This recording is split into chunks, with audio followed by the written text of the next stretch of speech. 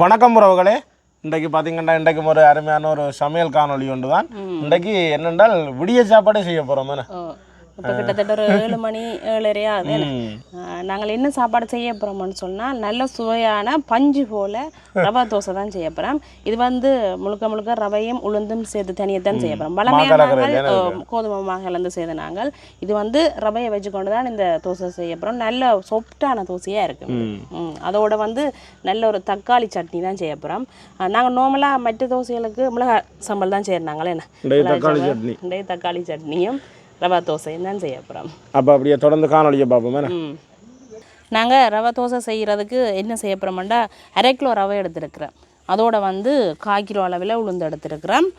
ரவையை முதல் அவிச்செடுக்க அப்புறம் நீத்துப்பட்டிக்கெலாம் போட்டு அவிக்க போகிறோம். ஏன்னா நீத்துப்பட்டிக்க வைக்க வந்து சில நேரம் கொட்டை பார்க்கும். அதனால் நாங்கள் ஒரு பேப்பர் ஒன்றை போட்டுட்டு அவிய விடுவோம்.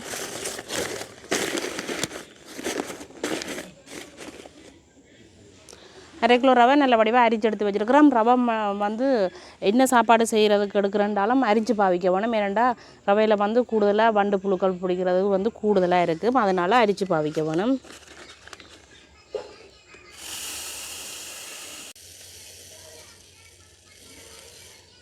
பானையாக தண்ணி விட்டு வச்சுருக்கிறோம். அப்படியே நாங்கள் அவிய விடுவோம். ரவையை அவிய விட்டுட்டு அதோட உளுந்து கழுவ வலிக்கிட சரியாக இருக்கும் எங்களுக்கு. ஏன்னா நல்லா அவியட்டுக்குன்றவை அதோடு நாங்கள் கொஞ்சமாக வெந்தயம் நினைய விட்டுருக்குறோம். அது இருக்கட்டுக்கும். இப்போ வந்து உளுந்து வந்து நாங்கள் கழுவி எடுப்போம். 1/4 கிலோ உளுந்து அளவில் எடுத்துருக்கிறோம். உளுந்து கிட்டத்தட்ட நினைய வச்சு நாங்கள் ஒரு 3 மணி நேரம் ஆகிடுது. இப்போ நாங்கள் உளுந்தை கழுவி எடுப்போம். இப்போ இட்லி தோசைக்கெல்லாம் நாங்கள் உளுந்து 4 மணி நேரம் 5 மணி நேரம் அப்படியே நினைய விடலாம். ஆனால் வடை சுடுறேன்னா நாங்கள் 1.5 தொடக்கம் 2 மணி நேரத்துக்குள்ளே நினைய விட்டு எடுத்துடுவோம். நம்ம என்னென்னு சொல்லி சொன்னால் ஆக கூடுதலான நேரம் ஊறுனா வடைக்கு வந்து எண்ணெய் குடிக்கும். கூடுதலாக எண்ணெய் வந்த வடையில் இழுக்கும். அதனால் நாங்கள் வடை சுடுறேன்னா ஒரு 2 மணி நேரத்துக்குள்ளே நினைய விட்டு எடுத்துட வேணும்.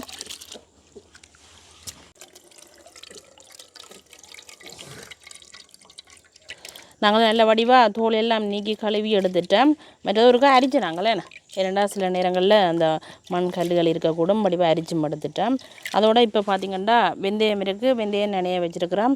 இதையும் உளுந்தையும் நல்ல வடிவாக அரைச்செடுக்க போகிறோம். அம்மா வந்து உளுந்து அரைக்கிறா. ஏன்னா இப்போ நாங்கள் திறந்து பார்ப்போம். ரவை வந்து எங்களுக்கு நல்லா அவிஞ்சிட்டுது. இப்போ நாங்கள் இறக்கி ஆற விடுவோம்.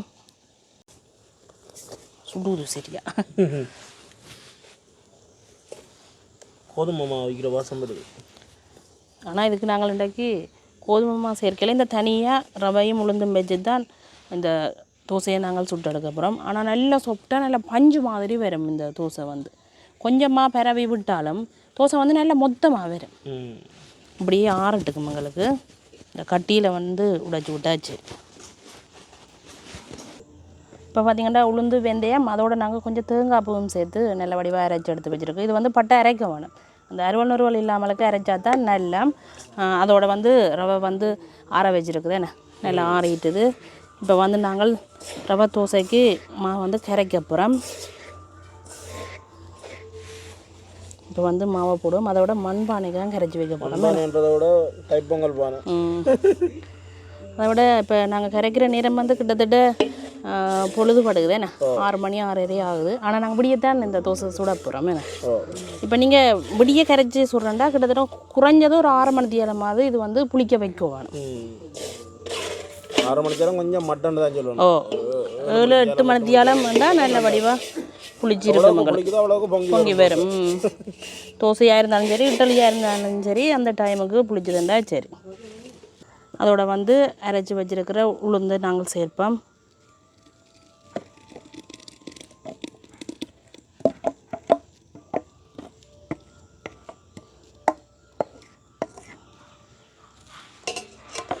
அதோட வந்து நாங்கள் கொஞ்சமாக மஞ்சள் தூளும் சேர்த்துக்கொள்வோம். இப்போ வந்து தண்ணி கொஞ்சம் போட்டு நல்லா கட்டியாகவே கரைச்சி வச்சு விடுவோம். இப்போ இந்த விடியை நாங்கள் பார்த்து தண்ணி சேர்த்துக்கொள்ளலாம். நாங்களும் இன்னும் கொஞ்சம் தண்ணி விடுவோம். அது உளுந்து அரைச்ச சட்டி தானே.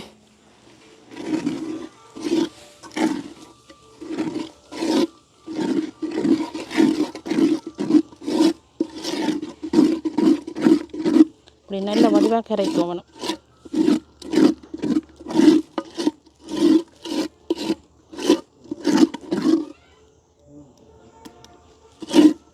இன்னொரு கொஞ்சம் தண்ணி சேர்க்கலாம். நாங்கள் ஆகக்கட்டியில் இருக்குது, ஒரு கொஞ்சமாக தண்ணி சேர்ப்போம்.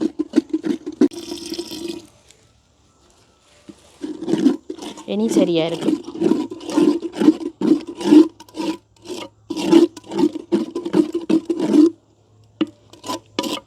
மண்பானையில் வச்சா இன்னும் எங்களுக்கு புளிக்கிறது கூடவே இருக்குது. மண்பானையில் வச்சு சுட்டால் அதுக்கு ஒரு தனிச்சுவை கொண்டு வரும்.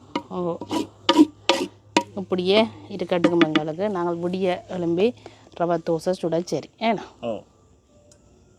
நாங்கள் இரவே ரவா தோசைக்கு கரைச்சி வச்சுட்டோம் ஏன்னா எப்படி இருக்கண்டு பாருங்க, எப்படி புளிச்சிருக்கண்டு பார்த்தீங்களோ ஏன்னா இப்படி பொம்மி கொண்டு வந்துருக்குது மேலே பாருங்க. இங்கே எப்படி இருக்கண்டு அப்படியே நல்ல வடிவாக நாங்கள் இருக்க சத்தத்தை பார்த்தீங்களோ ஏன்னா இதுக்கு வந்து நாங்கள் உப்பு சேர்க்காம தானே விட்டு நாங்கள் இப்போ வந்து அளவாக நாங்கள் உப்பு சேர்த்துக்கொள்ளுவோம்.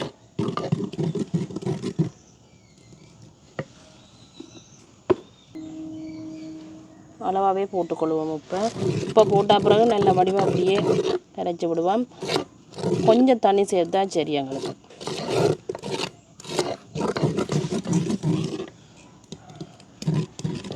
ஒரு கொஞ்சமாக தண்ணி சேர்ப்போம். தண்ணி கூடினா அப்புறம் தோசை ஓட வலிக்கிட்டுடும், கல்லில் ஊற்ற கீழே தான் போகும். இப்போ சரியாக இருக்கு, நல்ல சத்தமாக இருக்குது. நல்ல அந்த புளிச்சிருக்க மண்பானை இதே பானை மற்ற பானையில் வராது இதே சத்தம். மேலே புளிச்சிருக்க நிறைய நின்றாது. இப்போ நாங்கள் தண்ணியெல்லாம் போட்டு கிளந்த உடனே பாருங்க இங்கே வந்துட்டேன். பொங்கி இருந்தது நல்லா. இப்படி இருக்கட்டுக்க நாங்கள் இதுக்கு கொஞ்சம் தாளிச்சும் போட போகிறோம். முதல் வந்து தக்காளி சட்னியை செய்து போட தோசை சுட்டா சுட சுட சாப்பிட்டு கொள்ளலாம் ஏன்னா அப்போ நேரமும் வந்துட்டு தானே எங்களுக்கு. அப்போ முதல் வந்து தக்காளி சட்னியை செய்வோம். இப்படியே இருக்கட்டுக்கும் தக்காளி சட்னி செய்கிறதுக்கு பார்த்திங்கன்னா 1/4 கிலோ அளவில் தக்காளி பழம் எடுத்துருக்குறோம். இதுக்கு வந்து நல்லா கனிஞ்ச பழமாக எடுக்கிறது தான் நல்லது. இப்படி இருக்கண்டு பாருங்க தக்காளி பழம். முதல் கழுவி எடுப்போம். தனியாகவே தக்காளி பழம் மட்டுமே சேர்த்து செய்து கொள்ளலாம். ஆனால் நாங்கள் வந்து ஒரு 5-6 செத்தல் மிளகாய் சேர்க்க போகிறோம். அதோட தேங்காய் பூ சேர்க்க தேவையில்லை. செத்தல் மிளகாயை மட்டும் தக்காளி பழத்தோடு சேர்த்து அரைச்சி கொண்டா சரி.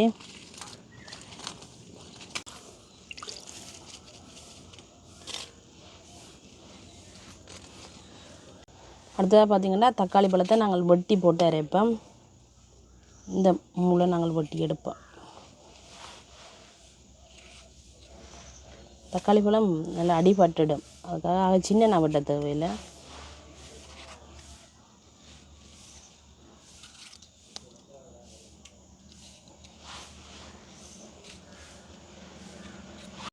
தக்காளி பழம் கழுவி வட்டி எடுத்துட்டோம்.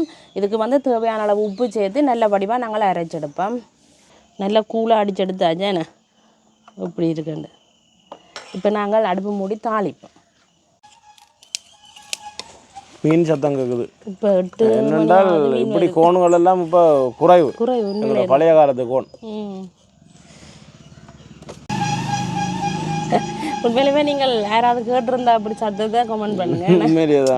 நாங்களே கேட்டு கேன நாள் ஆகிட்டு.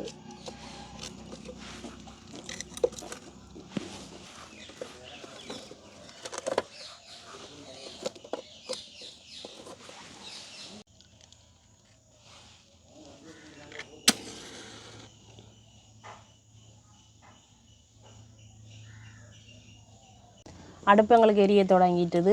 நாங்கள் இந்த தாச்சிக்கு தாளிப்போம். தாளிக்கிறதுக்காக கொஞ்சமாக தேங்காய் எண்ணெய் விடுவோம். தாளிக்கிறதுக்காக நாங்கள் சின்ன வெங்காயம் அதோட சித்தல் மிளகாய் கொஞ்சம் பட்டி வச்சுருக்கிறோம், கருவேப்பிலை எடுத்துருக்குறோம். கட்டாயம் இந்த சட்னிக்கு வந்து கடுகு பெருஞ்சீரகம் போட்டு தாளிக்கணும். ஆனால் தோசைக்கு நாங்கள் தாளிப்பு எடுக்க போகிறபடியாக கொஞ்சமாக தாளித்து எடுத்து போட்டு பிறகு கடுகு சேர்ப்போம். எண்ணெய் நல்லா கொதிச்சிட்டு நாங்கள் சின்ன வெங்காயத்தை போடுவோம்.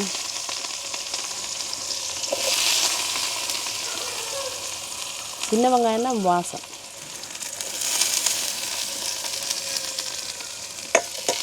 அப்படியே நல்லபடியாக பிரட்டி விடுவோம். வெங்காயம் எங்களுக்கு நல்லா பொரிஞ்சிட்டது. நாங்கள் வெட்டி வச்சிருக்கிற சித்தல் மிளகாயை சேர்த்துக்கொள்வோம்.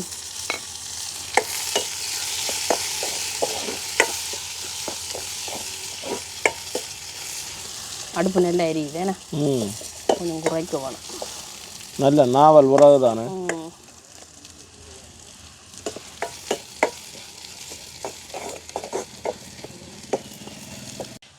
அதோடு நாங்கள் கழுவி வச்சிருக்கிற கருவேப்பிலை சேர்த்துக்கொள்வோம்.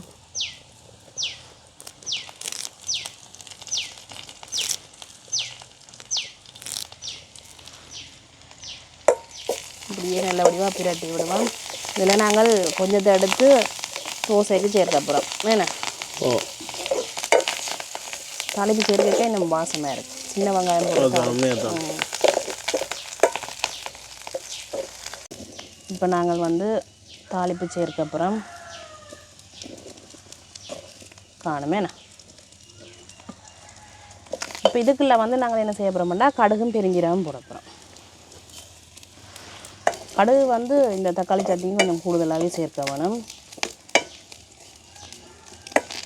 ஆனால் அந்த தாளிப்பு வந்து கடுகு பெருஞ்சீரகம் போட்டும் சில பேர் வந்து தோசைக்கு சேர்த்துக்கொள்கிறது.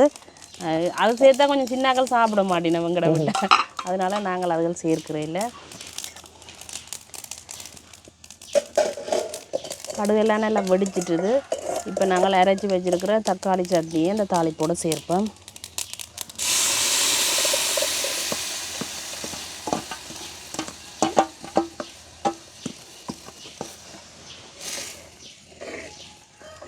இப்படி இருக்குது சிவப்பாக இருக்குண்ணே. அதுதான். ஆனால் இப்போ மிளகாய் சட்னி என்று சொல்லி சொன்னால் கட்டாயம் நாங்கள் பழப்புளி சேர்க்க வேணும். இது தக்காளி சட்னி என்னபடியாக நாங்கள் புளி சேர்க்க இல்லை. இப்படி ஒரு கொதி வேற நாங்கள் இறக்கி விடுவோம். எங்களுக்கு வந்து சட்னி வந்து ஒரு கொதி வந்துட்டுதுண்ணே. இனி நாங்கள் இறக்குவோம். ஏண்டா பசியும் வந்துட்டு வரும். அதுதானே தோசை சுட வேணும். சட்னியெல்லாம் செய்து எடுத்துட்டோம். இப்போ நாங்கள் தோசை சுடப்புறோம். தோசைக்கல் அடுப்பில் வைப்போம். இதுதான் நாங்களோட ரொட்டி கல். ஏண்ணா ரொட்டியும் இல்லாமல் சுட்டுக்கொள்கிறோம். நாங்கள் எங்களுக்கு தோசைக்கல் சூடாகி கொண்டிருக்குது. நாங்கள் வந்து தாளிப்பு கலந்து நாங்கள் ஏண்ணா இப்போ நல்ல வடிவாக அதை கலந்து விடுவோம். ரைட், தோசைக்கல்லும் அதோட நல்லா சூடாகிட்டுது. நாங்கள் கொஞ்சமாக எண்ணெய் பூசிக்கொள்ளுவோம்.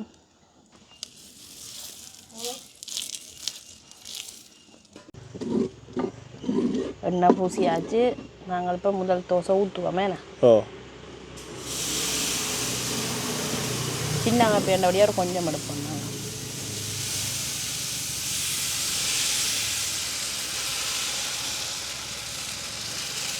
ரைட், இப்போ நாங்கள் பிரட்டி விடுவோமே. ரைட், எப்படி அந்த பொறுமை போயிருக்குன்னு பார்த்தீங்களோ. ரவை தோசை அந்த கொஞ்சமாக பரவினாலும் அப்படி பொங்கி கொண்டு வந்துடும். மொத்தமான தோசையாக இருக்கும். ஆனால் அவ்வளவும் அந்த சாஃப்டாக இருக்கும்.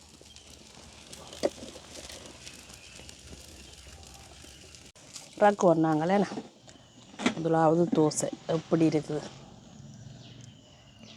அந்த தாளிச்சு போட்டபடியால் அந்த கருவேப்பிலை அங்கே ஒன்று மிஞ்சி ஒன்றுமா ஒதுங்கி இருக்குதுன்னு. ஓ நாங்கள் ஒவ்வொரு முறை தோசை சுடாக்க முதலும் ஒரு கொஞ்சமாக எண்ணெய் பூசினா சரி.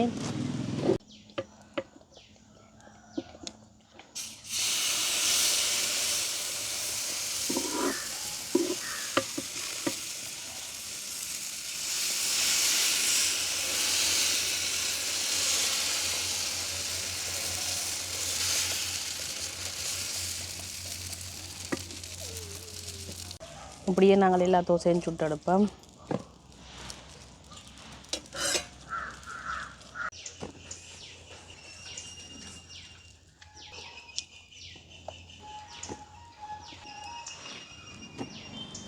இப்போ நாங்கள் தோசையும் சுட்டு சட்னியெல்லாம் செய்து எடுத்துட்டோமே.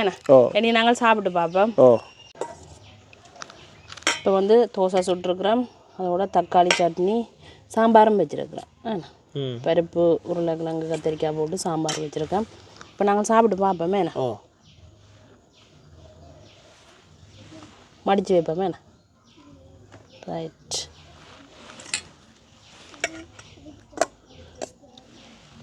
தக்காளி சட்னியை பார்த்தா அவ்வளோ உரைப்பாக இருக்க மாட்டேன்னு நினைக்காங்க. கட்டச்சம்பல் மாதிரி கிடக்கு.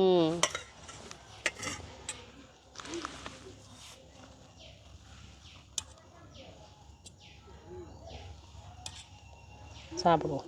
ஓ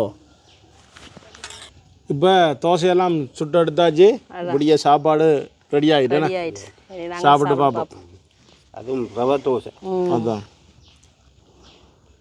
சும்மா கையை வைக்கவே பிஞ்சு வருது. பிஞ்சு வரும். இது உண்மையிலேயே அவ்வளவு சாப்பிட்டு இந்த தோசை எப்படி இருக்குன்னு பஞ்சு மாதிரி தான் இருக்கு. இதில் முதல் சட்னியோட சாப்பிட்டு பாருங்க. ஓ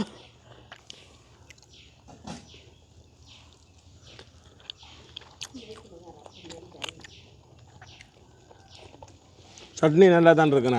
அப்படி இருக்கு. இந்த சாதுவான ஒரு புளிப்பு தன்மை. சாதுவான உரைப்பு இருக்கு. உரைப்புன்றதே இல்லை. இல்லையோ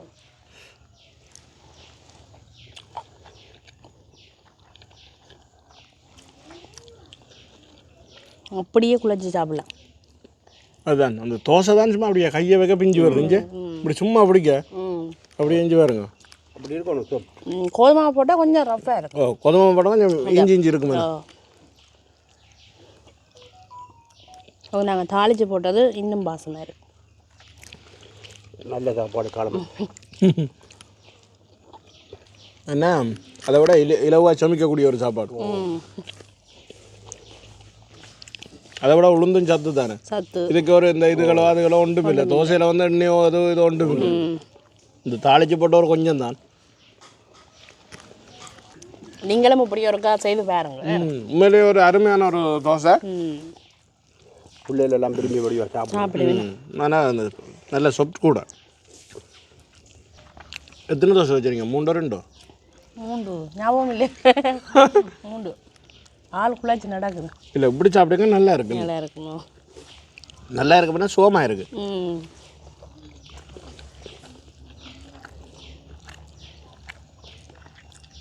உண்மையிலேயே இன்றைக்கு இப்படியே பார்த்தீங்கன்னா ஒரு அருமையான ஒரு சத்தான சாப்பாடுன்னு தான் சொல்லணுமே. நல்ல ஒரு சுவையான தோசை நல்லா இருந்தது.